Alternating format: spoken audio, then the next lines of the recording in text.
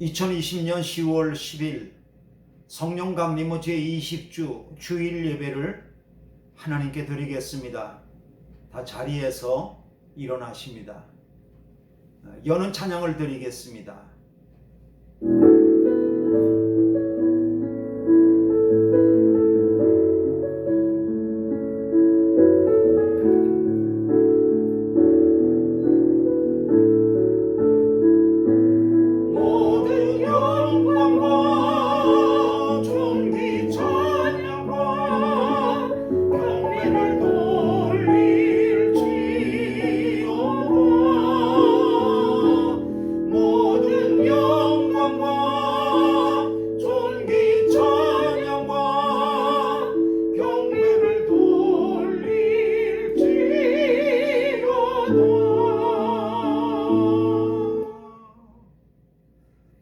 너희 마른 뼈들아 여호와의 말씀을 들을지어다.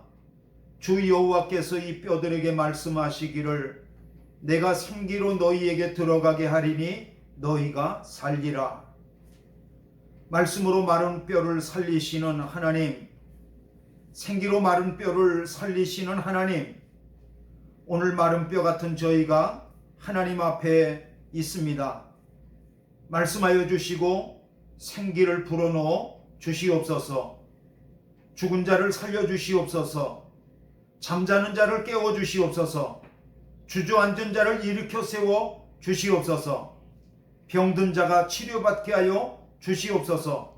절망하는 자가 희망으로 일어서게 하여 주시옵소서.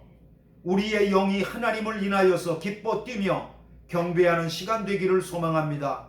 예수 그리스도의 이름으로 기도하였습니다. 아멘.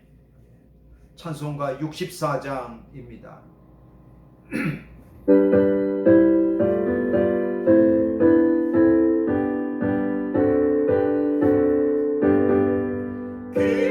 기뻐하며 경배하시 영광의 주 하나님, 그 앞에서 우리 마음 피어나는 꽃 같아 죄와 슬픔 사라지고 의심 구름 거치니 바람 없는 기쁨의 주 밝은 빛을 주시네. 땅과 하늘 만물들이 주의 솜씨 빛내고 별과 천사들의 소리 끊임없이 들어봐. 물과 숲과 산과 골짜 들판이나 바다나 모든 만물 주의 사랑 기뻐 찬양하여라.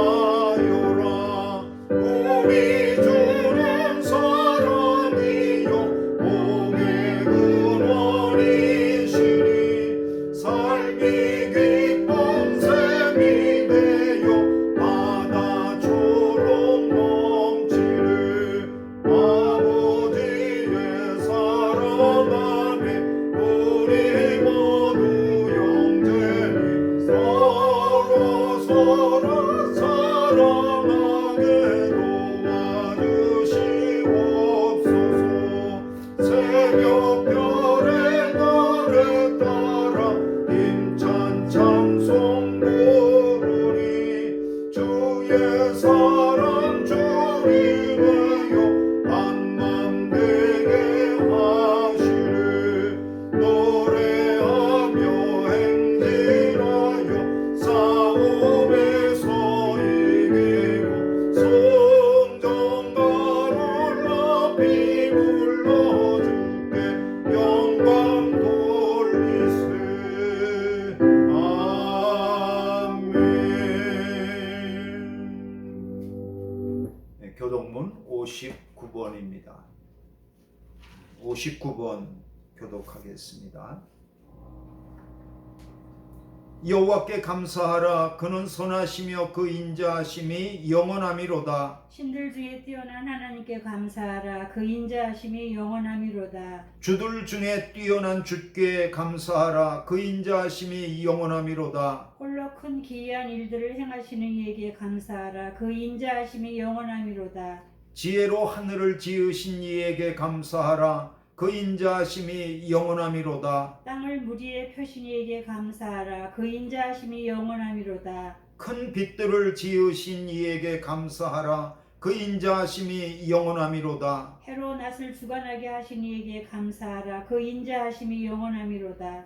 달과 별들로 밤을 주관하게 하신 이에게 감사하라. 그 인자하심이 영원함이로다. 애굽의 장자를 치신 이에게 감사하라. 그 인자하심이 영원함이로다. 이스라엘을 그들 중에서 인도하여 내신 이에게 감사하라. 그 인자하심이 영원함이로다. 강한 손과 펴신 팔로 인도하여 내신 이에게 감사하라. 그 인자하심이 영원함이로다. 아멘. 아멘.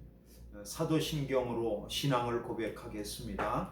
전능하사 천지를 만드신 하나님 아버지를 내가 믿사오며 그 외의 아들 우리 주 예수 그리스도를 믿사오니 이는 성령으로 잉태하사 동정녀 마리아에게 나시고 본디오 빌라도에게 고난을 받으사 십자가에 못 박혀 죽으시고 장사한 지 사흘 만에 죽은 자 가운데에서 다시 살아나시며 하늘에 오르사 전능하신 하나님 우편에 앉아 계시다가 저리로서 산자와 죽은 자를 심판하러 오시리라. 성령을 믿사오며 거룩한 공회와 성도가 서로 교통하는 것과 죄를 사하여 주시는 것과 몸이 다시 사는 것과 영원히 사는 것을 믿사옵나이다. 아멘. 송영 1장 부르시겠습니다.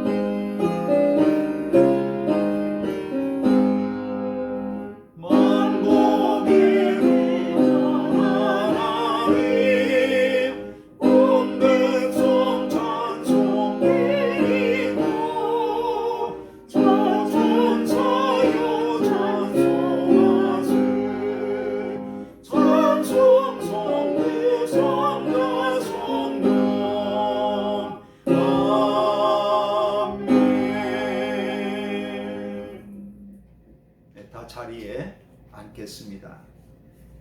시간 기도할 때에 제가 기도하겠습니다. 하나님 아버지, 오늘도 10월 둘째 주 하나님 앞에 예배하는 것을 감사합니다.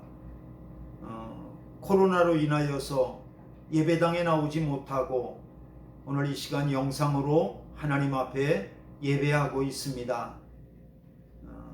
어디에서 예배하든지 신령과 진정으로 예배하는 자를 찾으시는 하나님께서 우리에게 찾아와 주시고 우리의 예배를 받아 주시어서 우리가 예배의 성공자가 되도록 인도하여 주시옵소서.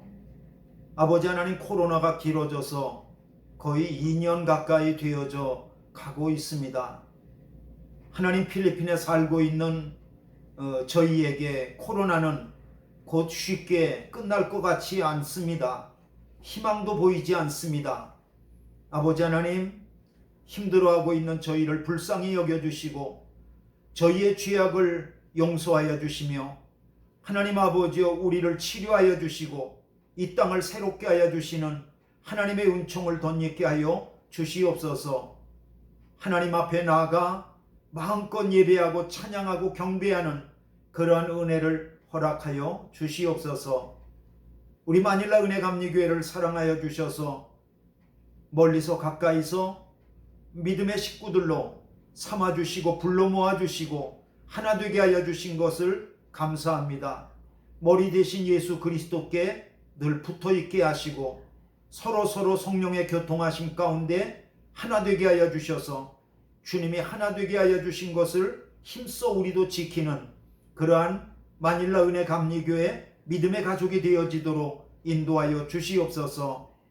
아버지 하나님, 오늘도 예배할 때 하늘문을 열어주시고 예배하기 이전과 이후가 달라지게 하여 주시며 하나님의 은혜를 받고 우리가 변화되어질 뿐만 아니라 우리가 평생 살아가면서 견고한 믿음 가운데 하나님을 높이 찬양하며 구원하신 하나님의 놀라운 일들을 증거하는 하나님의 사람으로 살아가도록 인도하여 주시옵소서.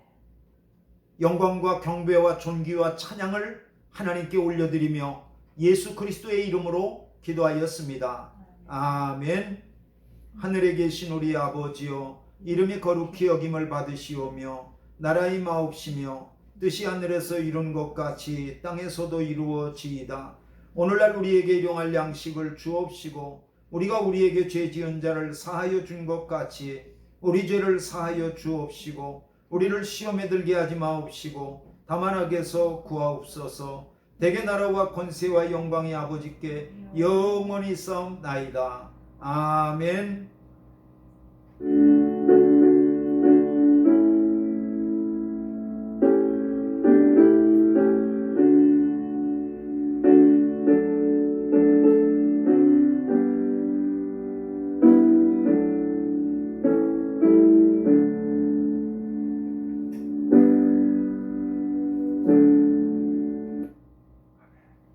이 시간에는 하나님 앞에 드릴 봉헌 예물을 손에 붙잡고 기도하도록 하겠습니다.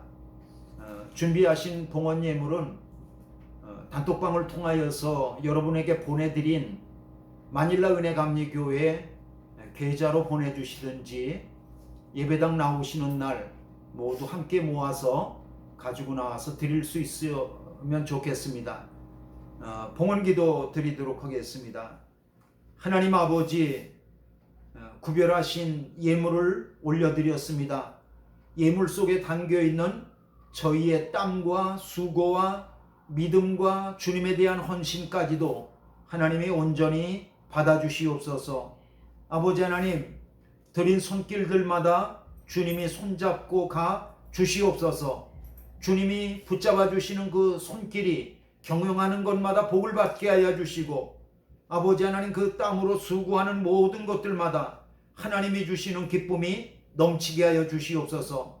물질이 없이 살아갈 수 없는 이 세상 가운데에서 물질이 인하여서 눈물을 흘리지 않도록 도와주시고, 물질이 인하여서 가정에서 높은 큰 소리 나지 않도록 하나님 인도하여 주시며, 그리스도 예수 안에 있는 하나님이 주시는 평안 가운데 하나님 물질도 지배할 수 있도록 도와주시고, 물질로도 하나님의 영광을 위해서 하나님 쓰임받을 수 있는 그러한 믿음의 사람들 되게 하여 주시옵소서. 감사하오며 예수님의 이름으로 기도하였습니다. 아멘.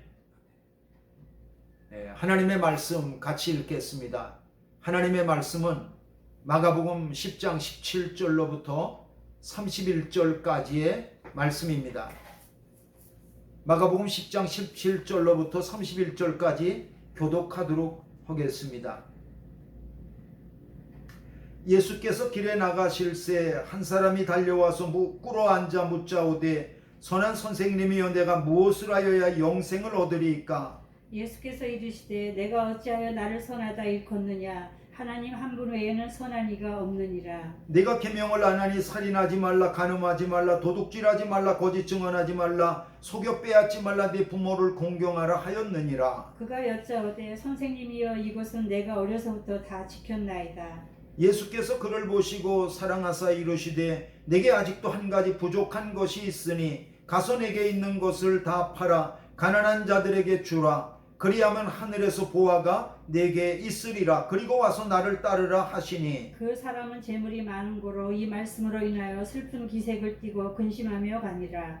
예수께서 둘러보시고 제자들에게 이르시되, 재물이 있는 자는 하나님의 나라에 들어가기가 심히 어렵도다 하시니, 제자들이 그 말씀에 놀라는지라. 예수께서 다시 대답하여 이르시되, 얘들아, 하나님의 나라에 들어가기가 얼마나 어려운지. 낙타가 바늘귀로 나가는 것이 부자가 하나님의 나라에 들어가는 것보다 쉬우리니라 하시니, 제자들이 매우 놀라 서로 말하되, 그런즉 누가 구원을 얻을 수 있는가 하니, 예수께서 그들을 보시며 이르시되, 사람으로서는 할 수 없으되 하나님으로서는 그렇지 아니하니 하나님으로서는 다 하실 수 있느니라. 베드로가 여짜와 이르되, 보소서, 우리가 모든 것을 버리고 주를 따랐나이다. 예수께서 이르시되, 내가 진실로 너희에게 이르노니 나와 복음을 위하여 집이나 형제나 자매나 어머니나 아버지나 자식이나 전토를 벌인 자는 현세에 있어 집과 형제와 자매와 어머니와 자식과 전토를 100배나 받되 박해를 겸하여 받고 내세의 영생을 받지 못할 자가 없느니라. 다 같이요. 그러나 먼저 된 자로서 나중되고 나중된 자로서 먼저 될 자가 많으니라.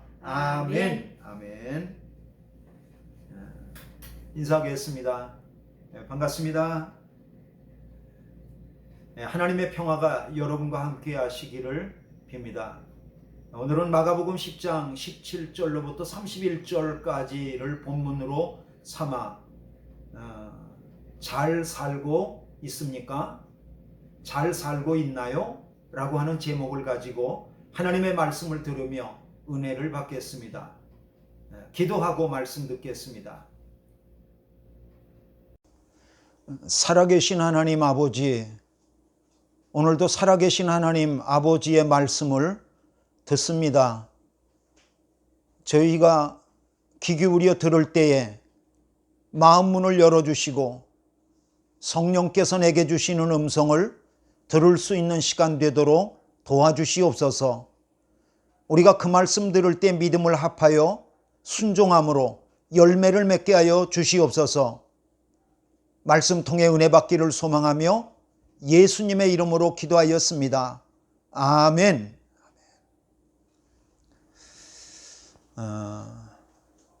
페이스북을 열면 페이스북이 저에게 이런 질문을 던집니다. 일무님, 무슨 생각을 하고 계신가요? 그냥 살지 말고 생각 좀 하라고 저를 일깨워 주는 것 같습니다. 생각하며 살지 않으면 사는 대로 생각한다고 하는 어떤 분의 말과 같이 우리가 살면서 생각하는 것을 잃어버리면 나도 알지 못하는 사이에 먼지처럼 공중에서 이리저리 옮겨가는 것 같이 우리의 삶은 방향을 잃어버리고 방황하게 될 것 같습니다. 살아가면서 생각할 것이 많이 있겠지만 그 중에서도 가장 근본적이고 가장 중요한 생각이 있다면 그것은 이것일 것입니다.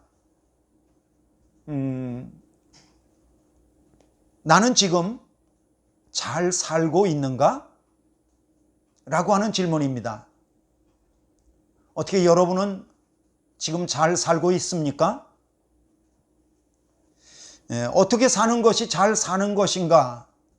라고 하는 것의 문제는 사람마다 생각이 달라서 다 다르겠지만 그럼에도 불구하고 나는 잘 살고 있는가? 라고 하는 질문은 누구든지 살면서 때때로 멈추어서 생각하지 않으면 안 될 아주 중요한 질문임에는 틀림이 없습니다.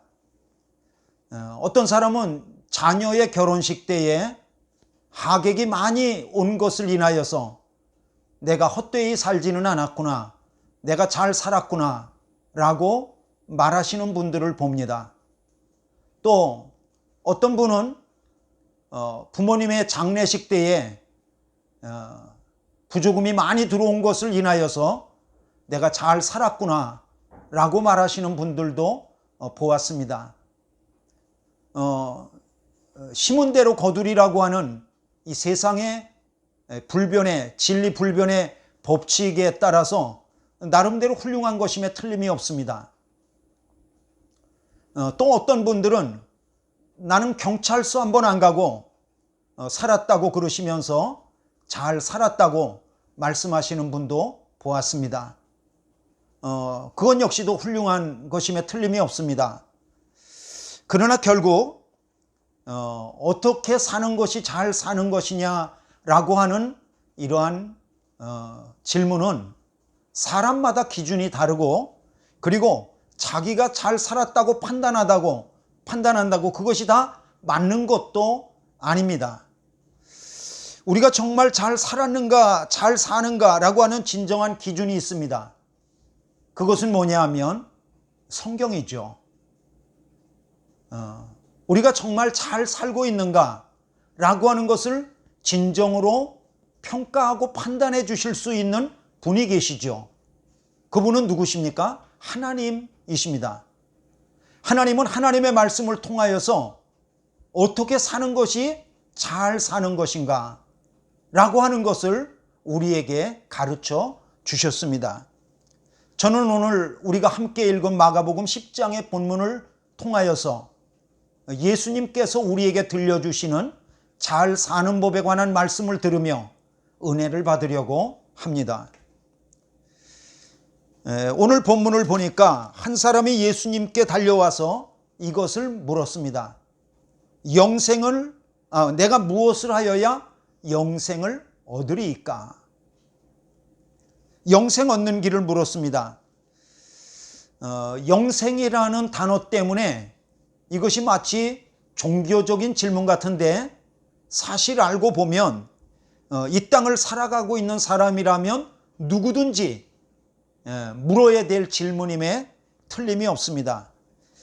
이 사람이 질문은 바꾸어 말하면 이런 질문이 됩니다. 하나님 보시기에 잘 사는 삶은 어떤 삶입니까? 내가 하나님 보시기에 어떻게 살아야 잘 사는 것입니까? 라고 하는 것을 묻는 거죠. 여러분, 영생은 어떤 특정 종교에 해당하는 사람에게만 해당되는 단어가 아닙니다. 모든 사람이 영생을 소유하기를 바라시는 것이 하나님의 소원입니다. 영생은 뭐죠?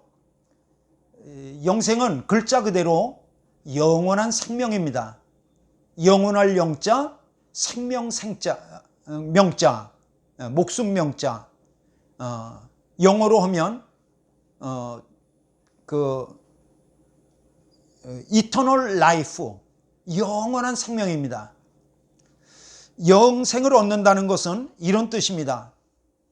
내가 이 세상을 살아가는 동안에 영원하신 하나님이 나와 함께 계셔서 내가 평안과 행복을 이 땅에서 누리고, 또 내가 죽어서 저 내세에 간다 할지라도 그 영원하신 하나님이 나와 함께 하셔서 내가 진정한 안식을 누리는 것, 이것이 바로 영생입니다.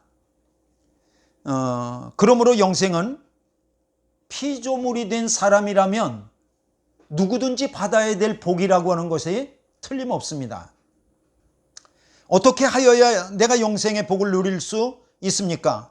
바로 이것을 오늘 본문에 나오는 사람이 예수님께 질문했던 거죠. 내가 무엇을 하여야 영생을 얻으리이까?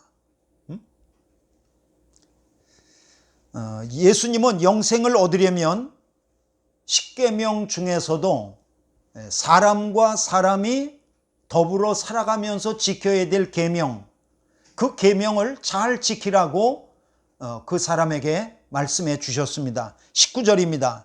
내가 계명을 안 하니 살인하지 말라, 간음하지 말라, 도둑질하지 말라, 거짓 증언하지 말라, 속여 빼앗지 말라, 내 부모를 공경하라 하였느니라. 예수님의 대답은 그렇게 놀랍지 않습니다. 왜냐하면 예수님 당시의 유대인들은 모두 율법을 철저히 지켜야만 영생을 얻을 수 있다고 그렇게 믿고 하나님의 율법을, 이 십계명 율법을 철저히 지키려고 노력했기 때문입니다. 그런데 그 사람의 대답이 놀랍습니다. 자기는 어려서부터 예수님이 말씀하신 이 계명을 다 지켰다는 거예요. 놀랍죠?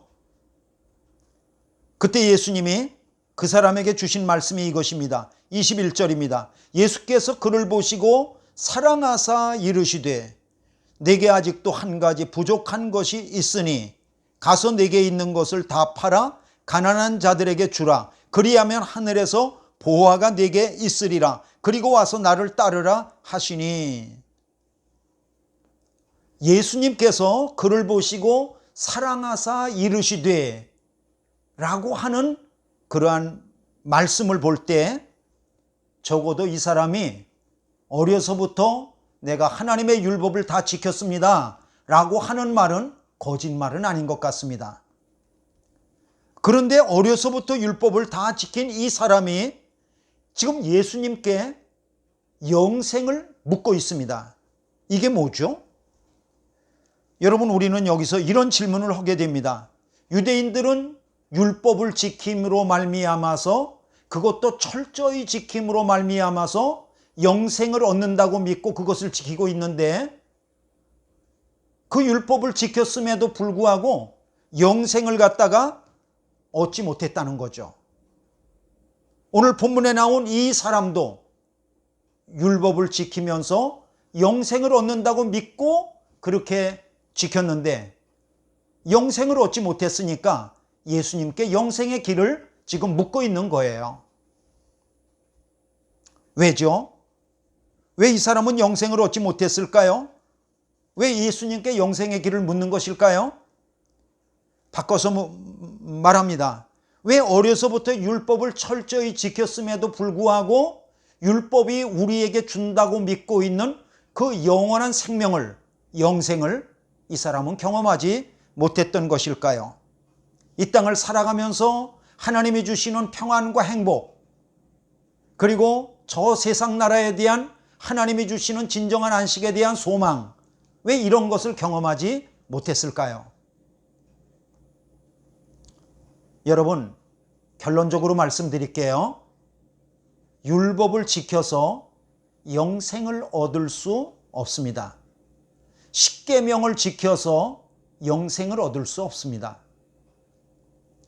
유대인들은 어떻게 하면 율법을 잘 지켜서 영생을 얻을까 하고 하지 말라고 하는 그러한 그 계명 365가지, 하라고 하시는 계명 248가지, 모두 합해서 613가지의 계명을, 그러니까 십계명을 잘 지키기 위한 아주 세밀한 그 조항들을 또 만들어서 613가지의 조항을 만들어서 그것을 지키려고 매일 애쓰고 노력했습니다.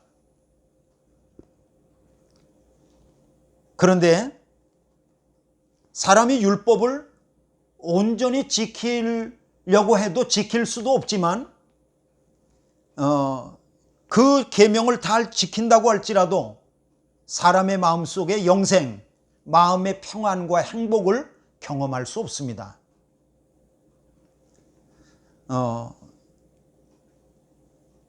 다 지킬 수 없기 때문에 결국에는 사람이 속다르고 겉다른 사람이 되어져 버립니다.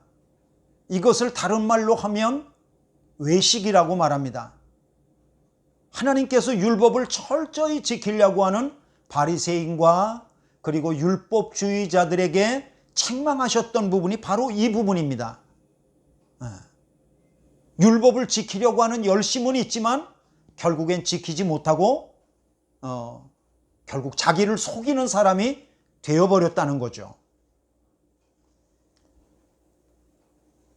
율법을 지켜서 영생을 얻을 수 없습니다. 그래서 오늘 본문에 나오는 이 사람도 하나님이 주시는 평안과 행복과 안식을 경험하지 못하기 때문에 예수님께 와서 영생을 물었던 거죠. 예수님은 이 사람에게 영생을 얻는 길을 두 가지를 말씀해 주셨습니다. 그 두 가지는 이것입니다. 첫째는 예수님은 그가 가지고 있는 모든 소유를 팔아서 가난한 자들에게 나누어 주라고 말씀하셨습니다. 21절입니다. 예수께서 그를 보시고 사랑하사 이르시되 내게 아직도 한 가지 부족한 것이 있으니, 그게 뭐죠? 가서 내게 있는 것을 다 팔아 가난한 자들에게 주라. 그리하면 하늘에서 보화가 내게 있으리라. 이것은 뜻밖의 말씀이었습니다. 예수님이 내게 있는 것을 팔아서 가난한 자들에게 나누어 주라고 하시는 그런 말씀을 하셨더니 예수님을 찾아왔던 이 사람은 슬픈 기색을 하고 근심하며 예수님에게서 돌아갔다고 하는 것이죠. 왜냐하면 이 사람은 재물이 많았기 때문입니다. 이 사람은 아무리 생각해봐도 그 자기가 가지고 있는 재물을 가난한 사람들에게 나누어 주기에는 재물이 너무 아까웠던 거죠. 이 사람이 떠나간 뒤에 예수님은 제자들을 불러 모으시고 제자들에게 이 문제의 핵심을 말씀해 주셨습니다. 23절입니다. 예수께서 둘러보시고 제자들에게 이르시되 재물이 있는 자는 하나님의 나라에 들어가기가 심히 어렵도다. 여러분, 재물이 있는 자가 하나님의 나라에 들어가기가 어떻다고요? 어렵대요. 어렵대요. 그런데 보통 어려운 게 아니라 예수님이 뭐라고 그러셨어요? 심히 어렵대요. 이건 매우 어려운 거죠. 예수님은 다시 한번 비유를 통해서 강조하셨습니다. 부자가 하나님의 나라에 들어가는 것이 얼마나 어려운지, 부자가 영생을 얻는 것이, 구원을 얻는 것이 얼마나 어려운지, 차라리 낙타가 바늘귀로 통과하는 게, 들어가는 게 더 쉽대요. 이것은 부자가 영생을 얻고 하나님의 나라에 들어가고 구원을 얻는 것은 사람의 보기에는 이 땅에서 불가능하다는 얘기죠. 그건 불가능하다는 얘기예요. 여러분, 오해하지 않기를 바랍니다. 예수님의 말씀은 이 세상 부자는 구제불능이라든지 이 세상에서의 재물은, 돈은 나쁜 것이라든지 그렇게 말씀하시는 것이 아닙니다. 예수님은 부자가 가진 재물에 관한 관심, 그 관심을 경고하신 거예요. 예수님은 부자가 가진 재물에 대한 그의 삶의 무게중심, 그것을 경고하신 것입니다. 왜 부자는 영생을 얻지 못할까요? 부자는 이 땅에 있는 재물에만 관심하기 때문에 영생을 얻지 못합니다. 부자는 이 땅의 재물에만 관심하면서 하나님과 하나님 나라에 대해서는 관심하지 않고 가치를 두지 않고 삶의 무게중심을 두지 않기 때문에 그래서 영생을 얻을 수 없는 것입니다. 그러면 부자가 영생을 얻으려면 어떻게 해야 되죠? 21절을 다시 한번 보겠습니다. 내게 있는 것을 다 팔아 가난한 자들에게 주라. 그리하면 하늘에서 보화가 내게 있으리라. 이 땅의 보화보다도 하늘나라의 보화에 관심하고 살면 영생을 얻을 수 있습니다. 재물이냐 하나님이냐, 이 둘 중에서 우리가 선택해야 돼요. 누구를 선택해야 되죠? 재물이요? 아니요, 하나님이요. 하나님을 선택하면 영생을 얻을 수 있다는 거예요. 이것이 예수님의 말씀입니다. 이렇게 말할 수 있는 분이 있을지 모르겠습니다. 목사님, 저는 재물이 없는데 저에게는 하나님 나라가 아주 따놓은 거나 다름이 없네요. 이렇게 말할지도 모르겠어요. 그러면 저는 이렇게 묻고 싶습니다. 여러분, 부자는 어느 정도의 재산을 소유하면 부자인가요? 100억 정도를 소유하고 있으면 부자인가요? 아니면 100억 정도를 소유하고 있으면 부자인가요? 어느 정도의 재산을 가지고 있으면 부자입니까? 여러분, 이것을 아셔야 됩니다. 부자의 기준은요, 50억이냐 100억이냐 그런 어떤 경제적인 수치가 아니에요. 예수님이 말씀하시는 부자의 기준은요, 경제적인 수치 50억 100억이 아니라 나의 삶의 무게중심을 어디에 두고 있느냐, 내가 무엇에 더 가치를 두고 있느냐, 나의 관심이 어디에 있느냐, 나의 그 관심과 무게중심과 가치의 주소예요. 그 관심의 주소가 이 땅 위에냐 아니면 저 하나님의 나라냐, 이 땅의 재물이냐 하나님이냐, 그것을 우리에게 말씀하고 있는 거예요. 내가 이 땅의 재물과 이 땅에 살아가는 동안에 보아에 관심하고 있다면, 집중하고 있다면 50억 아니라 100억을 안 가져도 이미 부자인 거예요. 그는 부자인 거예요. 그러나 이 땅에 아무리 많은 재물을 가지고 있다 할지라도 재물보다도 하나님을, 그리고 하나님 나라에 대해서 관심하고 있고 그것에 무게중심이 있고 가치를 둔다면 그는 이미 가난한 사람인 거예요.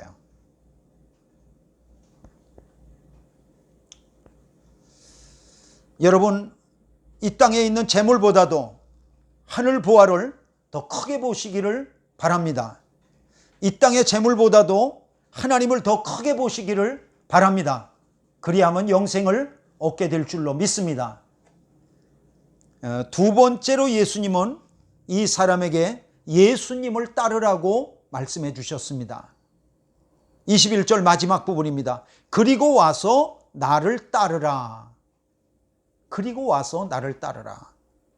영생을 얻기 위해서 이 세상에 관심하고 있고 무게중심을 두고 있고 가치를 두고 있는 재물을 내려놓고, 그리고 나서 영생의 근원이 되시는 예수님께 와서 예수님을 따르라는 거예요.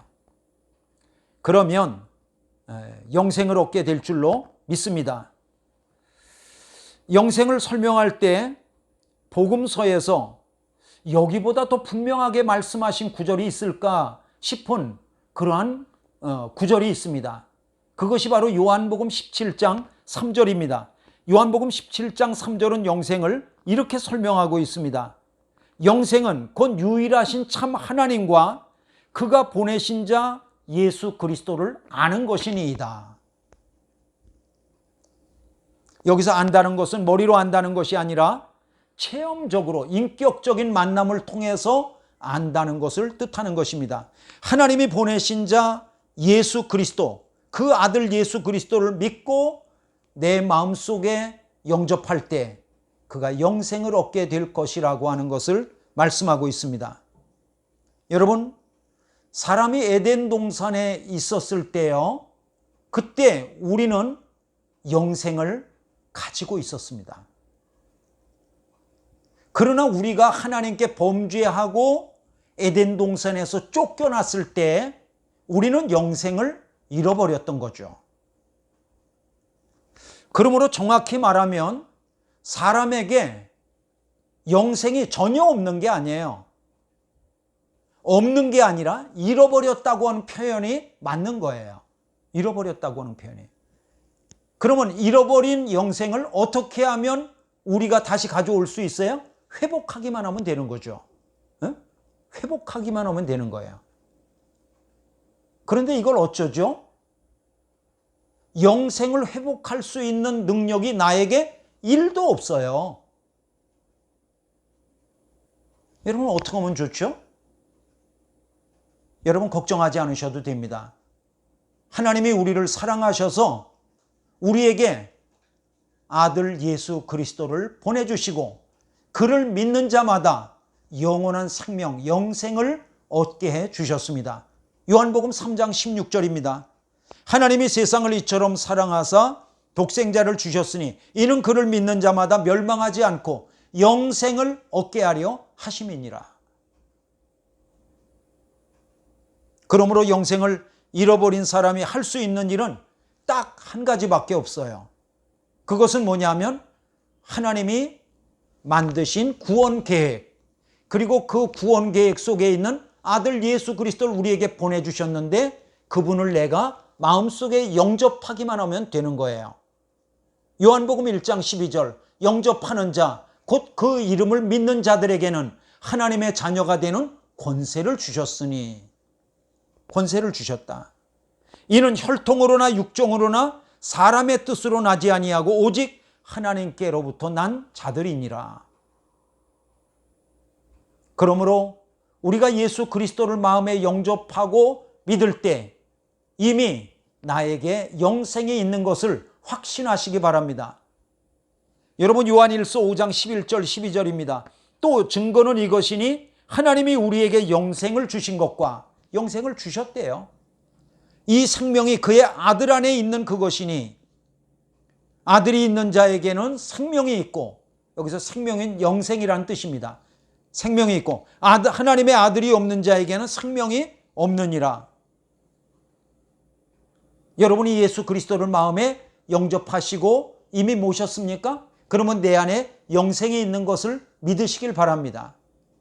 우리가 영생을 회복할 때 하나님이 나와 함께 계셔서 나에게 평안과 그리고 행복과 그리고 참된 안식을 주시는 것을 믿으시길 바랍니다.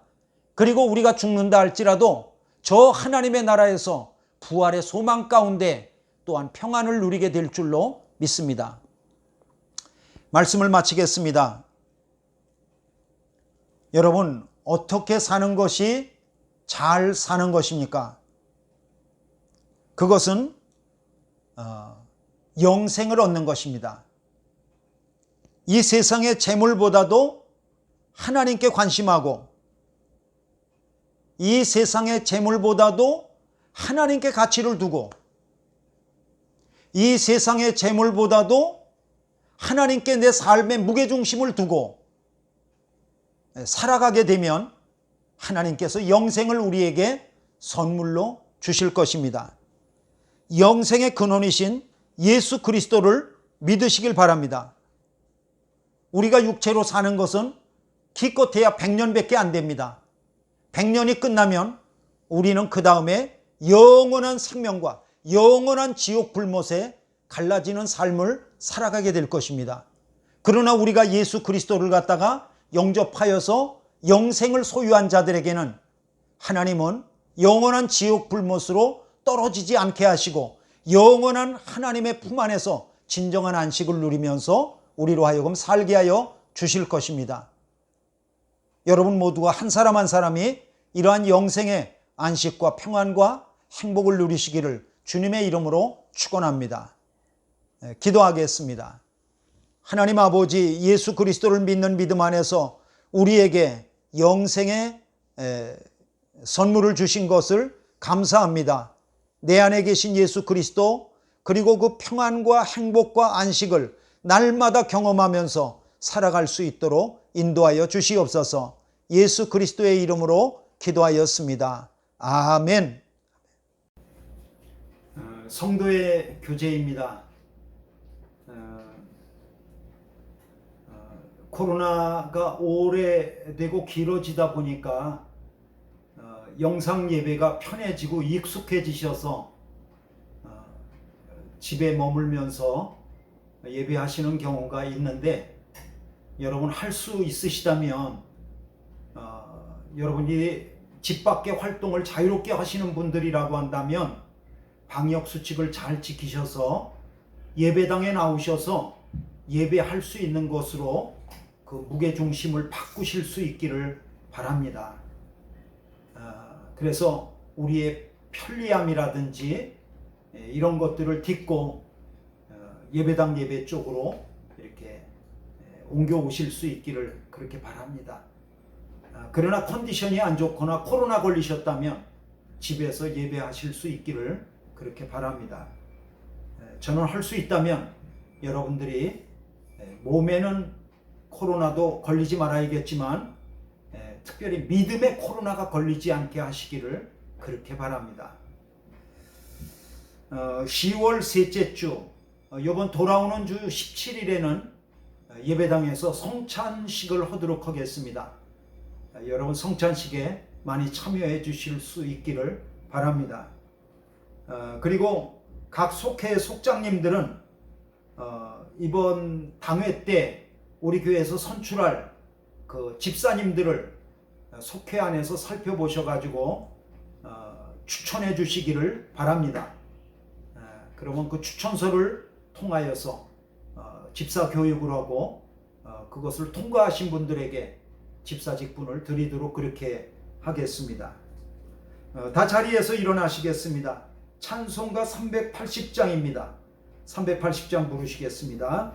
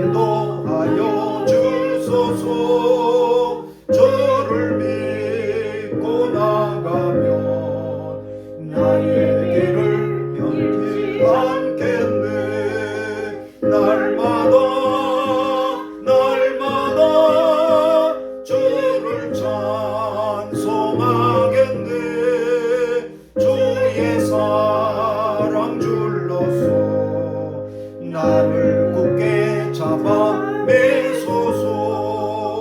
세상 살아갈 때에 주를 더욱 사랑합니다. 밝고 빛난 천국에 나의 영혼 들어가겠네. 날마다 주를 찬송하겠네. 주의 사랑 줄로서 나를 주께 잡아 매소서. 아멘. 축도하심으로 예배를 마치겠습니다. 예수 그리스도의 은혜와 하나님의 한량없으신 사랑과 성령의 감동, 감화하시는, 교통하시는 은총이 하나님만을